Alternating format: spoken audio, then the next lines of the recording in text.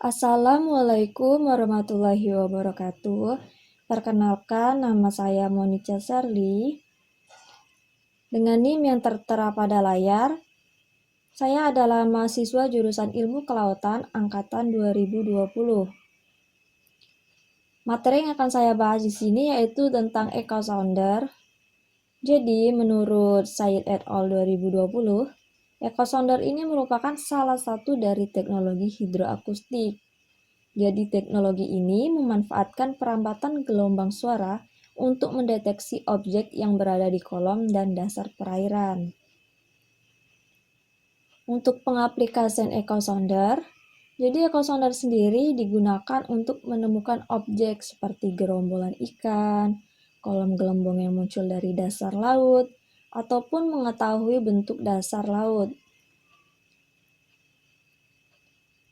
Echo sounder ini memiliki dua jenis. Yang pertama itu MBES atau Multi Beam Echo Sounder.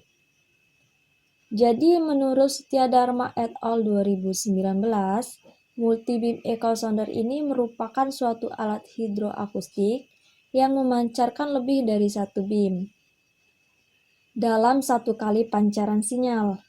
Jadi multi beam ini digunakan untuk mendapatkan cakupan area yang luas yang dapat digunakan untuk meningkatkan produktivitas dan hasil pemeruan yang maksimal.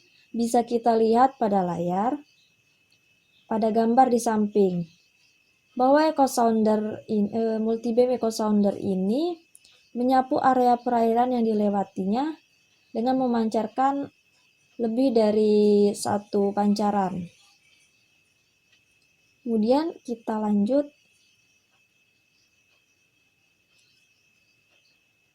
untuk jenis echo sounder yang kedua, yaitu SBES atau Single Beam Echo Sounder.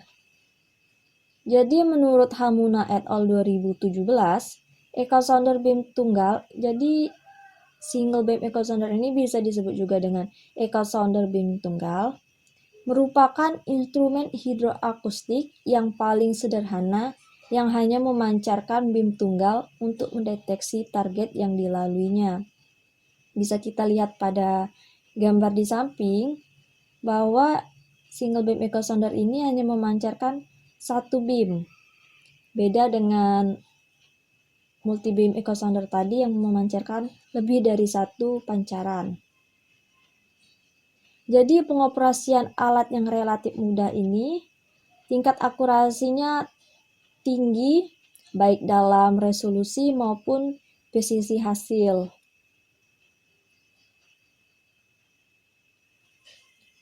Kemudian ada komponen echo sounder.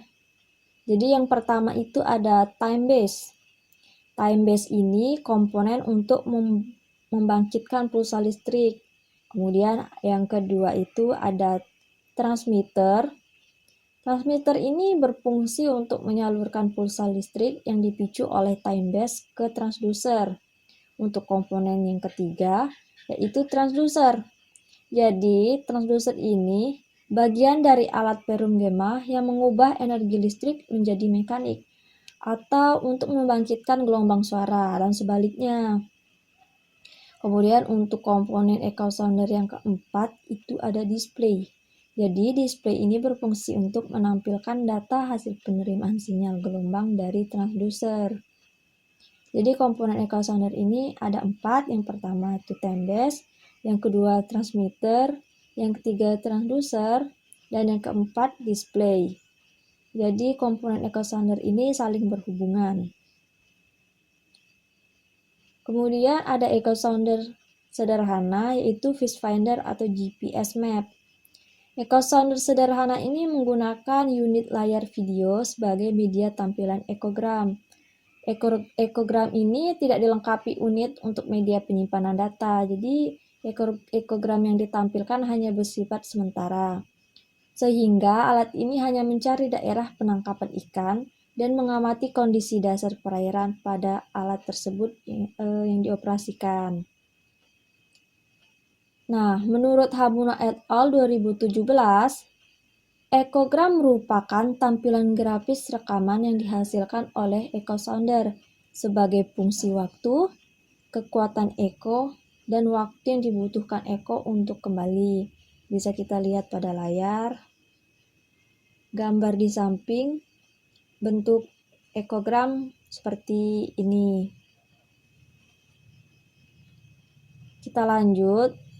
Jadi menurut Ginting dan Sugiono 2018, Fish Finder ini merupakan alat untuk melacak keberadaan ikan di laut, danau maupun sungai. Fish Finder ini dilengkapi dengan transducer yang dipasang di bawah kapal.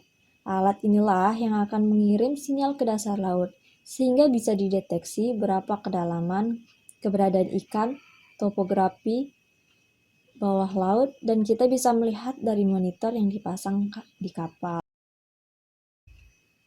Baiklah, ini daftar pustakanya. Lebih dan kurang saya mohon maaf. Saya akhiri.